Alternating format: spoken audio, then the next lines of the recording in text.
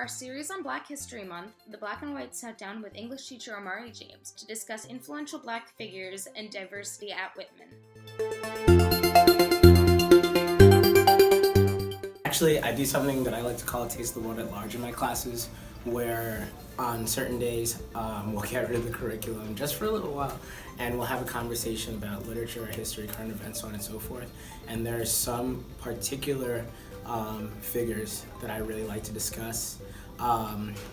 Sometimes, I do have these conversations during the Black History Month as well, but kind of throughout the year, I like to explore different figures from a lot of different cultures. For example, this month I would like to do a piece from a guy named Jill Scott Heron called "The Revolution Will Not Be Televised." It's a really, really powerful spoken word poem. In fact, it was probably one of the poems that really got me into spoken word poetry in the first place, because especially if you can go online and hear one of the recordings of him saying his poem out loud, it's so rife with emotion and frustration and anger.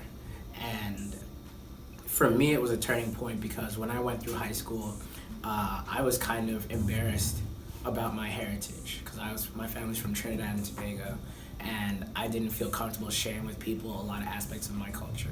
And it wasn't until I heard a poem like "The Revolution Will Not Be Televised" that something clicked in my mind that was I don't even know why I'm embarrassed about this. This is definitely something that I should be proud of. It's something that I should share.